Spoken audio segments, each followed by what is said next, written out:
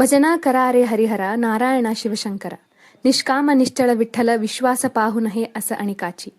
ಬೆಳಗಾವಿ ಜಿಲ್ಲೆಯ ಬೈಲಹೊಂಗಲ ತಾಲೂಕಿನ ಮಲ್ಲಮ್ಮನ ಬೆಳವಡಿ ಗ್ರಾಮದಲ್ಲಿ ಶ್ರೀ ವಿಠ್ಠಲ ರುಕ್ಮಿಣಿ ದೇವಸ್ಥಾನ ದಿಂಡಿ ಸೋಹಳ ವರದಿ ನಿಮ್ಮ ಮುಂದೆ ನಮ್ಮ ಹಾಯ್ ಮಲಪ್ರಭಾ ಯೂಟ್ಯೂಬ್ ಚಾನೆಲ್ನಲ್ಲಿ.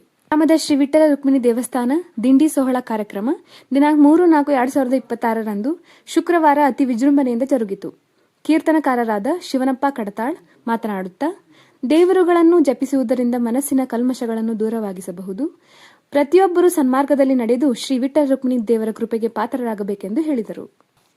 ಶ್ರೀ ವಿಠ್ಠಲ ರುಕ್ಮಿಣಿಯವರ ಹಿರಿಮೆ ದೊಡ್ಡದಾಗಿದ್ದು ಅಪಾರ ಭಕ್ತರನ್ನು ಹೊಂದಿದ್ದಾರೆ.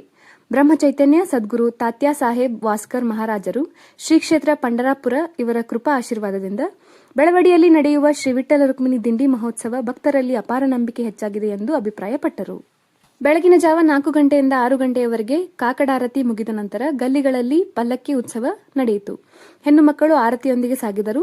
ಸಕಲ ಸಾಧು ಸಂತರು ದಿಂಡಿ ಪದಗಳನ್ನು ಭಕ್ತರೊಂದಿಗೆ ಹಾಡುತ್ತಾ ಕುಣಿಯುತ್ತಾ ಭಕ್ತಿ ಪರವಶರಾಗಿದ್ದರು.